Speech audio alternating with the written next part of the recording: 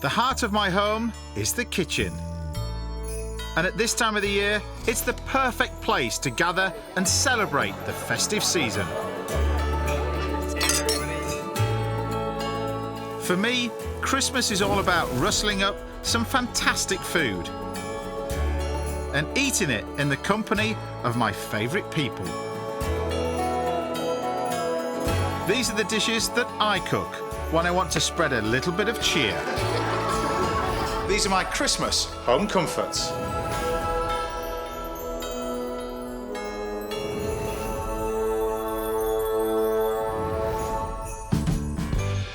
Christmas can be an intimidating time of year for the less confident cook. There's so much pressure to deliver.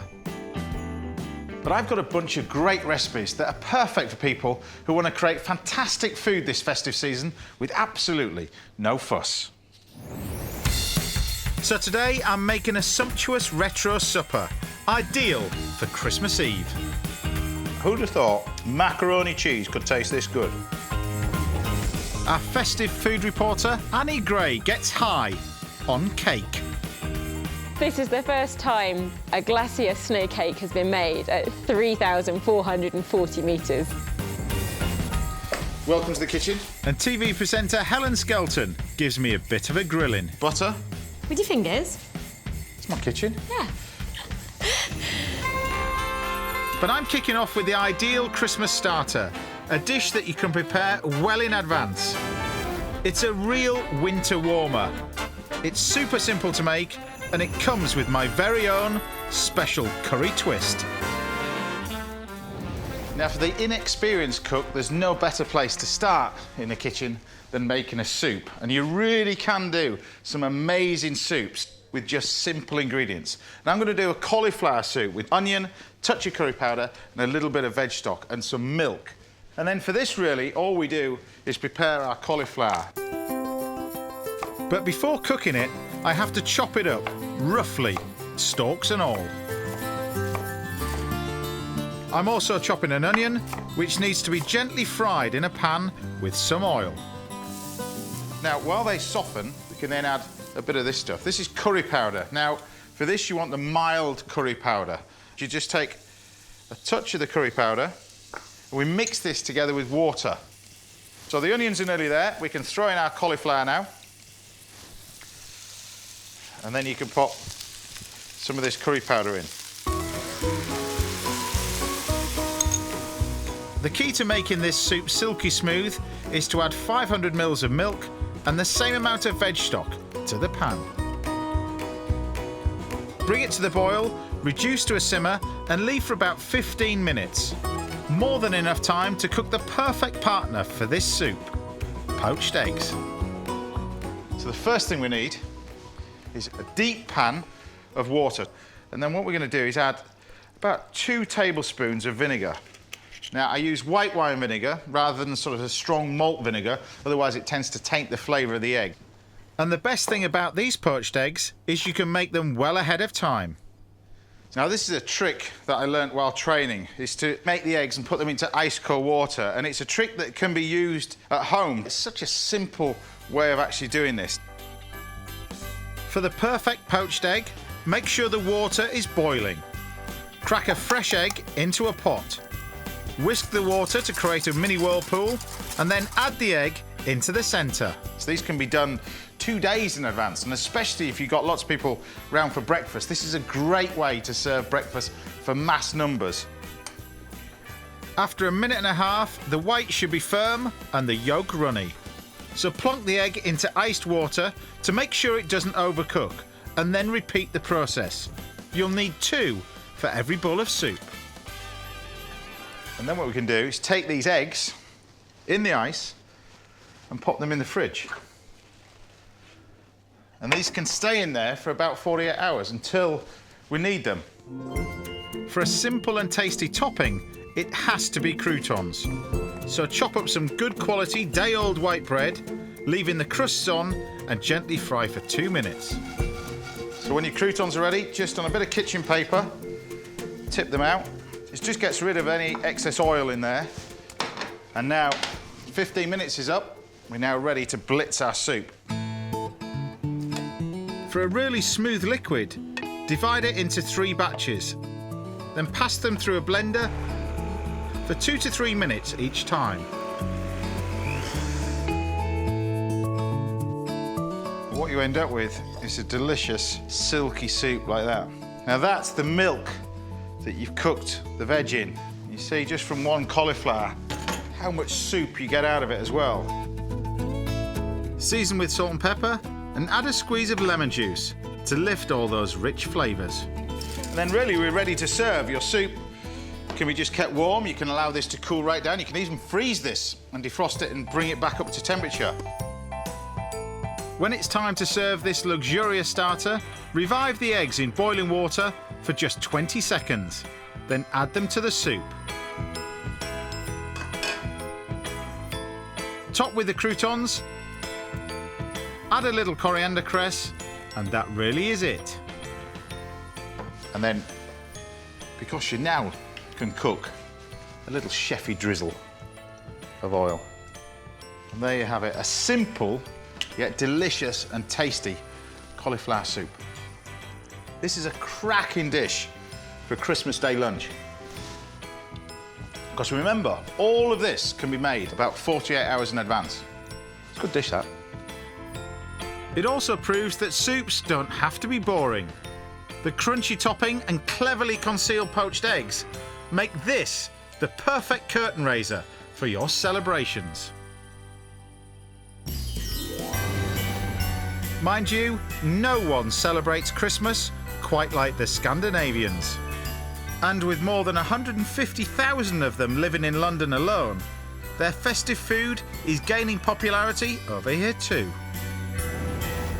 Bronte Orell has brought her family's Danish Yuletide traditions to a new London home. Today she's preparing for one of the biggest events in the Scandinavian Christmas calendar.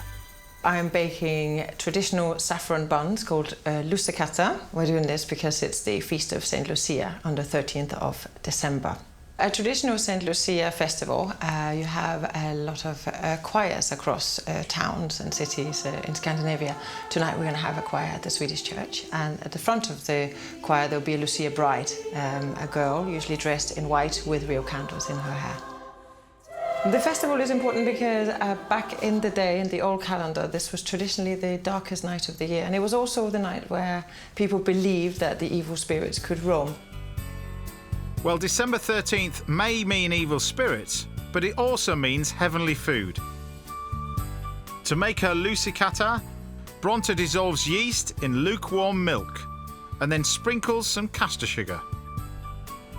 While we're waiting for the sugar to dissolve, we can add the saffron flavour and colour. The colour, that is traditionally the colour to ward off evil spirits, ward off the devil. To this potent mixture, she adds melted butter, flour, yoghurt, and a whole egg. The dough mixture is now ready to be rolled out. You want to have quite an even roll on this. And then you twist it from different ways into the traditional S shape like this. This shape is actually a really old Nordic shape. The S shape is the most traditional bun, dates to pre-Christian times. So that's why the Lucia buns have that shape. The final thing we do with the Lucia buns before they go into the oven is that we put a little raisin in each end. The buns need 20 minutes baking, so there's time for Bronte and her daughters to make a second Scandinavian delicacy. Right, so let's have a little bit of dough. I'm making pepperkaka. It's like a ginger biscuit. A type of ginger biscuit. Where do pepperkakas come from? Scandinavia. We're going to make 60 or 70 biscuits. That's quite a lot, isn't it? I might want to eat a few hundred myself, though. This really smells like gingerbread. Yeah. And cinnamon and Christmas. When the whole house fills with the smell of the Lucia buns and ginger biscuits that have just been baked, that signifies Christmas is here. Christmas is the most important thing to all Scandinavians. That's the most important time of the year to us. It takes us straight back to home, straight back to our mother's kitchens and straight back to snow-clad landscapes and log fires. The baking for tonight's celebration complete, Bronte invites friends and family to share one more old-style Scandi favourite. A smorgasbord actually means a laid out table, and everybody sits around and makes their own little open sandwiches. It can take up to, a big smorgasbord can take up to 5 or 6 hours, where you sit and you start off with a herring, drink a few shots of aquavit to warm yourself up for the rest of the meal, take a break, then have some different kinds of fish, different kinds of salads, pâtés, and then your warm meats. But what brings it all together is that it's all about sharing time with the people you love. And we share Christmas and the Christmas spirit that way. It's wonderful. But they haven't got 6 hours to share this smorgasbord. It's nearly time for church. And that's St Lucia celebration.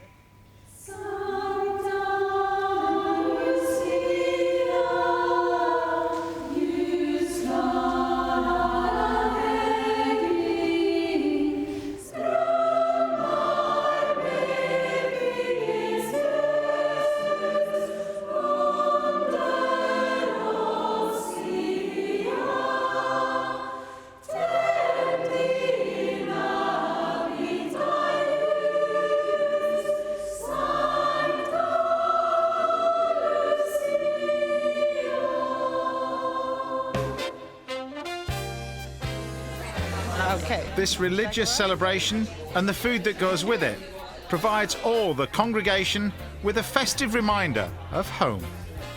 The taste and the smell and eating the buns, yes, that do bring me back to childhood memories, and I think it does for most Swedish people, because you had them at school, you had them at home in your family, and the smell, you can smell. Now it's Christmas time soon, so it gives you that feeling. Doing a Christmas the Scandinavian way is really, really simple. It's just about having really good produce, simply prepared, getting some friends together and enjoying good food with love from Scandinavia.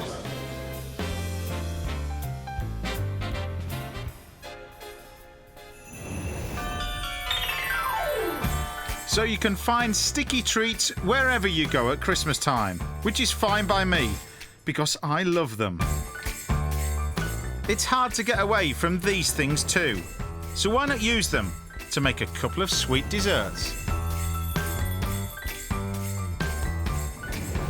Now, when you think of cooking a dessert for Christmas, you really want something simple that's full of flavour, and there's nothing better than a bowl of these, Clementines. So what I'm going to do is I'm going to make 2 really simple desserts using these, one of which is a classic Syllabub, and the other one is based on a classic Crepes Suzette, both of which are really simple to make. First up, the Syllabub. Mix icing sugar and mascarpone cheese together in a bowl. Then whisk in 200 ml of double cream, little by little. It's one of the easiest desserts I think you'll make, and one of the great desserts for Christmas as well, because you can make it in literally 5 minutes. Now, it's nearly there now. You can see the texture changes. It almost resembles sort of half whipped cream. That's what we're looking for. For a really festive flavour, add some orange curd and the juice of 1 clementine. You just carefully fold it in, almost like a raspberry ripple, but with clementines and orange. You can have a quick taste. It's really good, that. Now, to put it into the glasses, use a piping bag. If not, you can just use a spoon and dollop it in. For this, no nozzle is required. Just cut a big hole in the bottom and fill the glasses with the mixture. And this is what I love about this dish. You can make this 2, 3, 4 days in advance, have them in the fridge, and you can see the texture already is just exactly how you want it. You've got this amazing Syllabub. To decorate, slice some clementine and add sprigs of mint. And while they're chilling away in the fridge, it's time for some French inspiration. Now, another dessert that I wanted to show you, one that's equally quick and simple, is of course pancakes. Or crepes, as they say across the channel. Whisk together 125 grams of plain flour, 1 egg and 300 ml of milk. Add a knob of butter to a heavy base non-stick pan and prepare some greaseproof paper for when they're done. Add a little of the mixture into a hot pan and hopefully it won't stick. This is why you cook it in butter and not oil. Pancakes not in the pan for very long, The butter will give it a nice colour. Practice. Repeat the process until you have enough for you, your friends and family. Oh, and Santa too, if he stops by. Now, you don't normally associate pancakes with Christmas, but I certainly do. Because my mother used to make these and freeze them. She used to take them out of the freezer on Boxing Day, just let them defrost naturally, fold them over and make a nice little sauce, so often just with a little bit of honey and a bit of sugar sprinkled over the top. It's a great go-to dessert, this. But these days, I prefer something a bit more grown-up on my pancakes. My take on a classic French Suzette sauce. Now, this would be so often done with orange, but we're going to use the zest of the clementines as well, together with the segments. Start by caramelising caster sugar in a non-stick pan. Add brandy, and if you're confident you won't set fire to your eyebrows, flambe to burn off the alcohol. Then add lemon and clementine juice, along with those segments and zest. But there's one final ingredient that really holds this sauce together. See, this is where it all went wrong, or all started. Throw the butter in. Keep it on the heat. And while the butter does its stuff, fold the pancakes into quarters, ready to be doused in this rich sauce. And then pour this over the top of the pancakes. Now you could serve this with vanilla ice cream, but why would you do that when you have a Syllabub waiting in the fridge? This is delicious. It's full of flavour. So simple to make. It's a great dessert to have up your sleeve or have in the back of the fridge. Fantastic. And then, of course, you've got your pancakes. See, dishes like this are just the essence of Christmas. It's a good dish, that. Even if I do say so myself. A Clementine Syllabub with no-nonsense pancakes and a show-off sauce. Enough to bring Yuletide cheer to any table.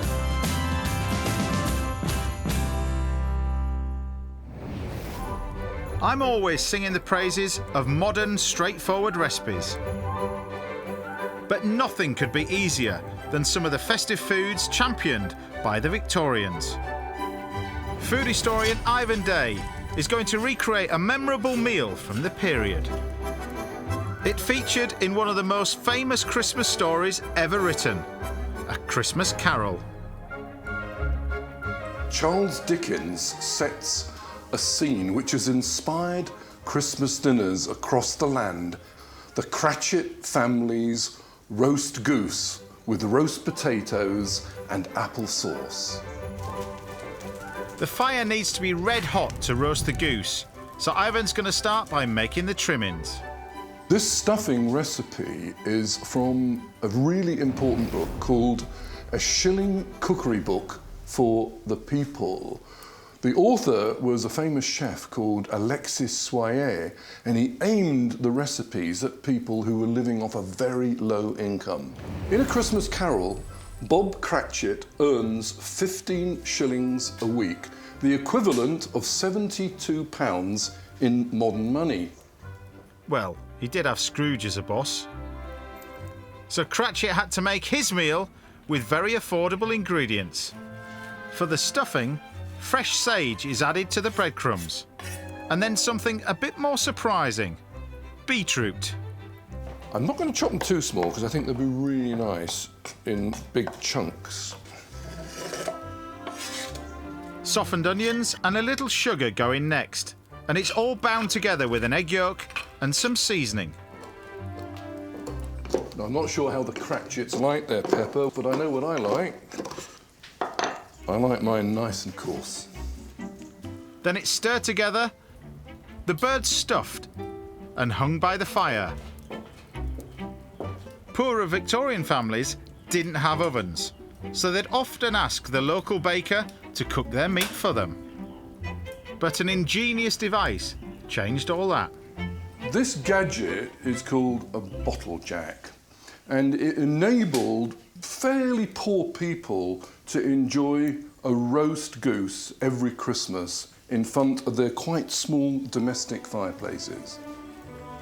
This is a type of English cookery that has entirely disappeared, roast meat.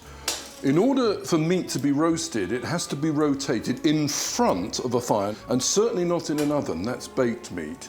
This goose will cook in about an hour and a half. And during that time, Ivan can cook the perfect companion, potatoes roasted in the dripping from the bird. Goose is such a fat bird that I don't need to add any more fat to these potatoes to get them to roast.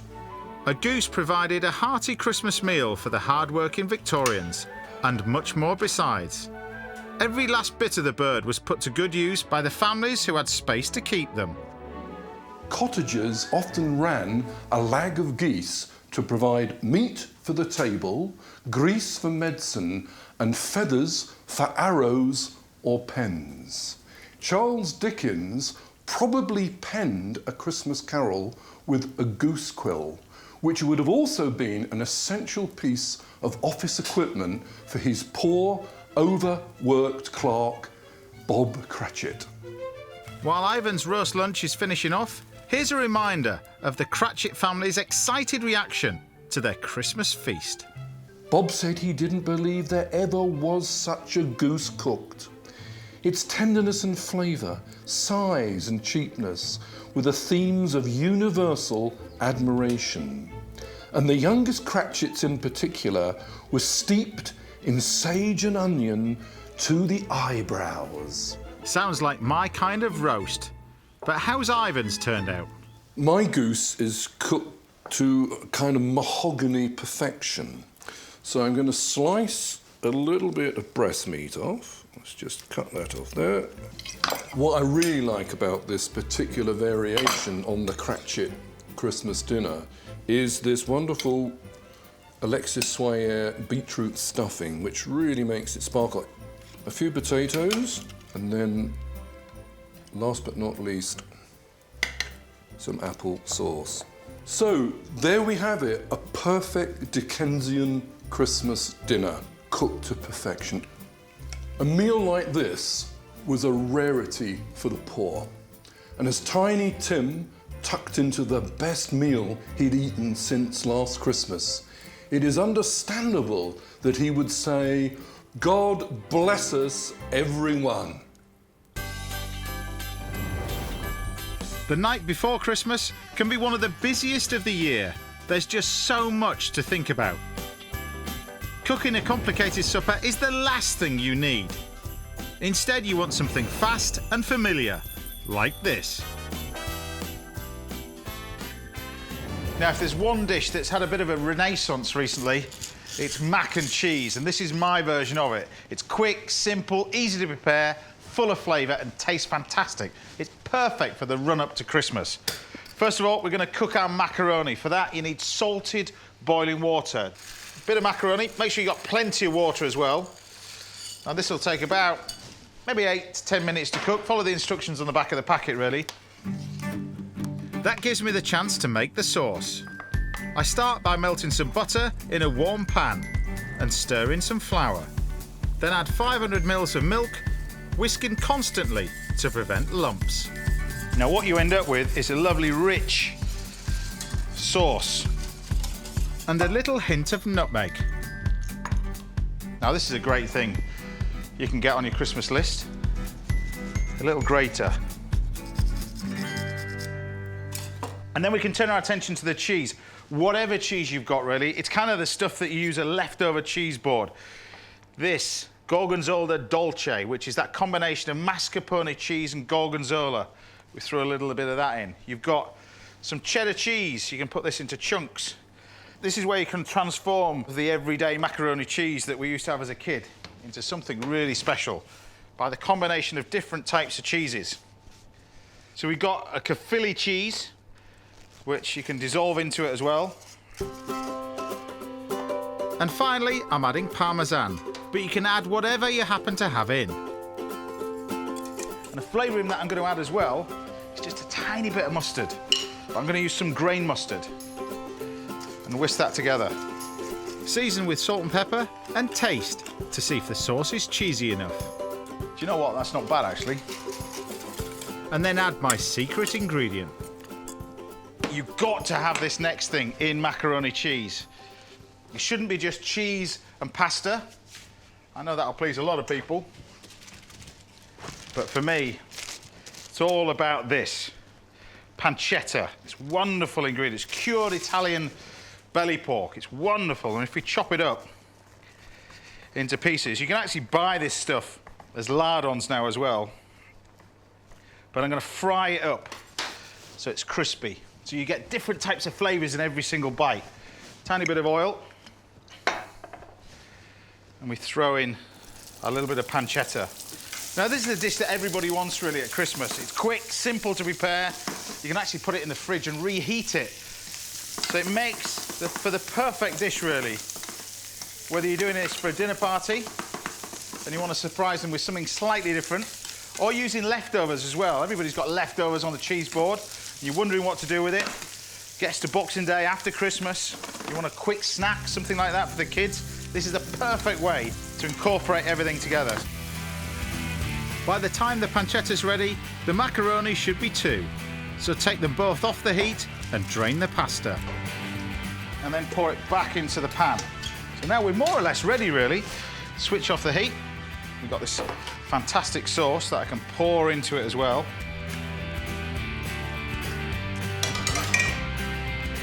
Stir all this lot in. So we want to coat all that macaroni in the sauce. And then we can take some of this crispy pancetta. Now, no, a lot of people would drain off the fat. You fools. That's all flavour in there. Mix that together. You see, now we're talking. Cheese starts to melt, those chunks of cheese in there. Chuck it on our dish like that. But then what I like to do is something a little bit more special. You take some mozzarella cheese over the top.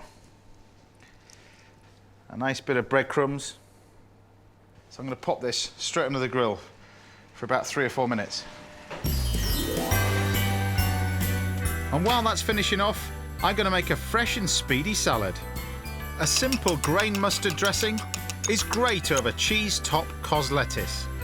Perfect with that hot mac and cheese.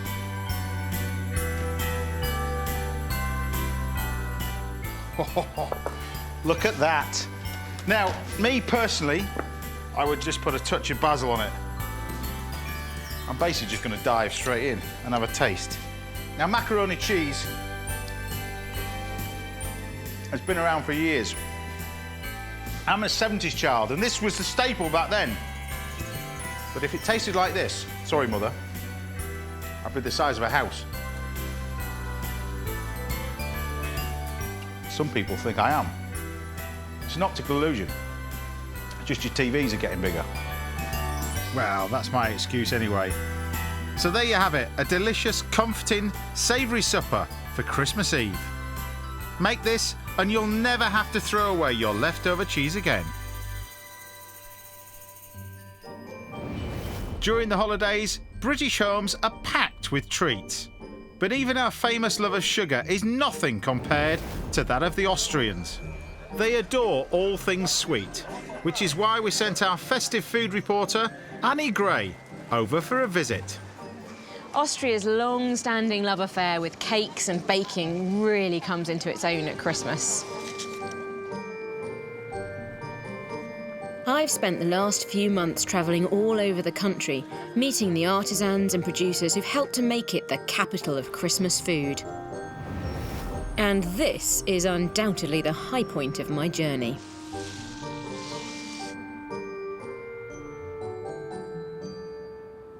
I'm here on the Pitztal Glacier in Austria to meet Norbert Sandthaler, a man who bakes cakes to thrill, no matter what the chill. For the past 33 years, patissier Norbert has been baking cakes and strudels halfway up this mountain.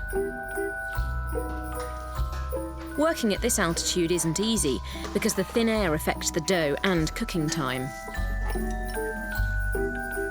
And today, Norbert definitely needs some outside assistance.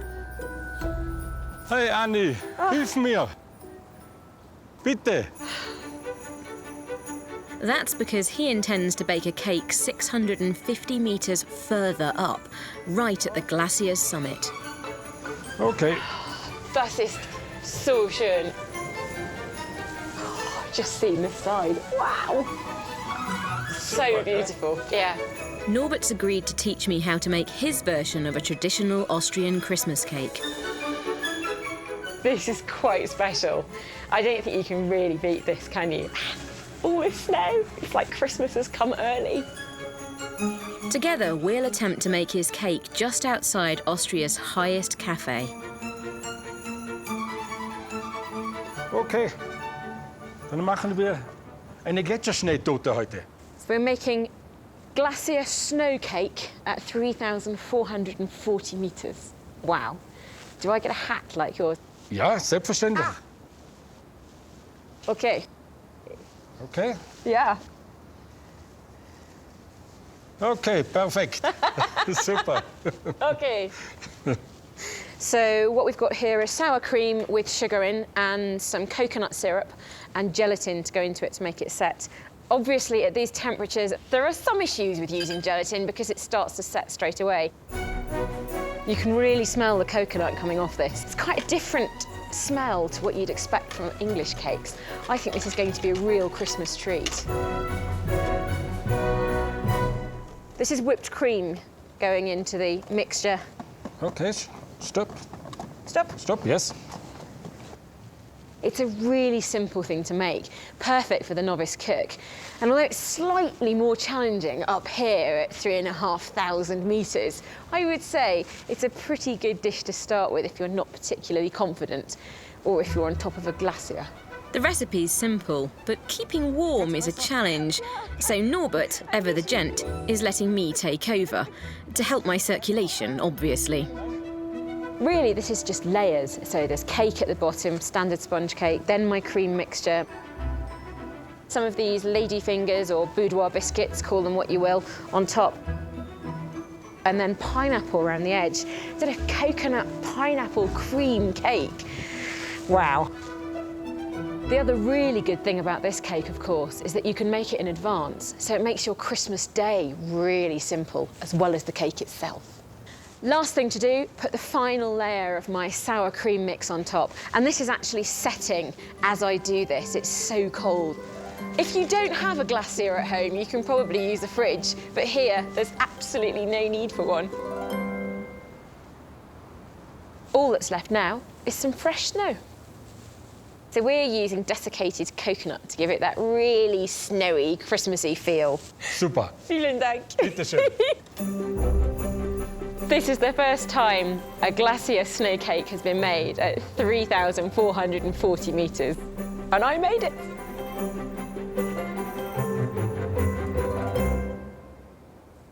Wow, Austria has so much cake and I have so little time. It's going to have to be the one I helped to make though, isn't it, really? My very own glacier snow cake. Right. Danke. I've got my Austrian Christmas cake and a glass of cherry punch. And I have to say, I'm starting to feel really Christmassy. But the proof of the pudding is always in the tasting. Oh, yes. Wow. If you told me that had booze in, I'd believe you. The sour cream really cuts through any of the richness in the cake. This would be absolutely perfect after a big Christmas dinner. And it's so simple. I can barely believe it. Classic, simple Christmas. Easy. Well, Annie, Christmas should be easy and relaxing too. But when you've got an old friend coming for dinner, there's no time to rest.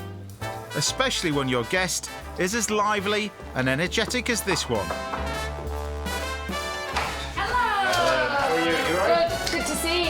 Come on in. TV presenter Helen Skelton is known for taking on big challenges.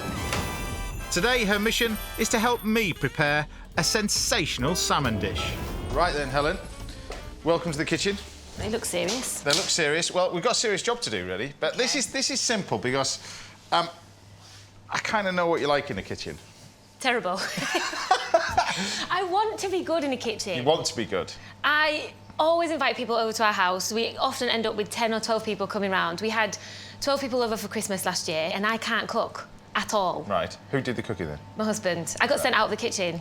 OK. On a long dog walk. All right, so we're going to start off with salmon pasty. That's a massive fish, isn't it? It's called a kulebiaka. Now, kulebiak's traditionally done with rice. It's a very famous Russian dish, but we're going to do it with just mushrooms and spinach, all right? We're going to slice up the mushrooms first. A very straightforward task, just to be on the safe side. See, my family get mad at me because I do like to cook and I attempt to cook, but I don't really believe in recipes. I think they're a bit... That's where you're falling down, mainly, you see. So what's the traditional go-to Helen dish, then? Chili. Chili? Yeah, but that can be quite complicated to make. You make that without a recipe? Yeah, but again, my friends laugh because I always say, come over, I'll cook a chili. And then they come over, and after about an hour of them being there, they order a pizza. Because I've burnt mince and got tomatoes everywhere. See, that's why you need to follow a recipe, you see. Well, today's recipe requires those mushrooms to be cooked. Now, whenever you're frying mushrooms, very, very hot pan. So hot pan, butter. With your fingers? Yeah. It's my kitchen. Yeah. Right, in there. We throw the mushrooms in. What kind of mushrooms are these? These are gnocchi. Gnocchi? I thought it was pasta. No? Do I have to go back a different level? We used to go and pick mushrooms from the fields. Right, because you were brought up on a farm, weren't you? Like myself. I mean, I was brought up in the middle of nowhere and you can hit a golf ball off the back door step. You know how sometimes if kids go in and their mums say, oh, you're all mucky. If we were head to toe in mud, my mum was happy because we'd had a good time. Right. And I was lucky because my dad was on the farm, so he was always there, so he could always build a den with us and run across the field with us and all that kind of stuff. So, yeah, I feel lucky. So what gave you the adventurous side, then? Rowing down the Amazon and all that sort of stuff. Why all that? I think, James, it's a fine line between brave and stupid. And if I'm completely honest, I never really thought it through. When I went to the Amazon, I had no idea how big it was. Really? You still didn't? I won't laugh, I'm not exactly an expert on South American rivers myself. Anyway, back to the dish. The mushrooms have now softened, so I take them out of the pan and get ready to sauté the second filling, spinach. Now, next time I come over to your house, I'm expecting this. Well, You can practice it over Christmas, can't you, on everybody? Well, I'm going to have a new social circle over Christmas because we're moving to France. So You're moving to France? We are moving to France for my husband's work. The home of great cooking. Yeah. Right. He even said to me, don't start inviting everyone over and then offer them burnt chili or a takeaway pizza. So I want to be able to go and cook something so I don't embarrass myself. Once the spinach is sautéed, it all needs to go into the fridge to cool. So what was Christmas like growing up for you then? I'm really, really close to my family, and so Christmas was always a big deal for us. Yeah. My dad was always milking, so we used to wake up at 4 o'clock and want to open our presents, and you couldn't because he wasn't in yet. So we had to wait until he'd finished milking. I remember our mum, like, holding us in the kitchen, you know, like, trying to keep back greyhounds from the start of a race, because we were like, the presents, Santa's been. But we had to wait until my dad came in. So she used to try and pacify us with bits of melon on cocktail sticks. We can do better than that, I'm sure, as long as Helen's fish filleting skills are up to scratch. You've got to keep the knife at about 10 degrees to pointing down. Just watch your fingers. Tell you what, you've got the hang of this. I don't know what my chef's worried about. Ta-da! You ready? So you're basically just putting the knife in and keeping it close to the bone. That's exactly what we're doing. Once the edges are trimmed, there's one very important task left: to turn the salmon into a festive treat. I think in the run-up to Christmas, you have so much turkey, don't you? Christmas do's and specials when you're out. That Christmas week, you need something a bit different, and fish is light, isn't it? Well, it's perfect for you for Christmas in France as well, isn't it? And healthy. You ready for this next bit? Yeah. So you got a pair of pliers. Oh, I wondered what they were for. Fish pliers. Now, if you run your finger along here, you'll feel the bones. Now watch. Grab all the fish bone and pull it towards the head end. Ah. And they come out. Oh, that's quite fun, isn't it?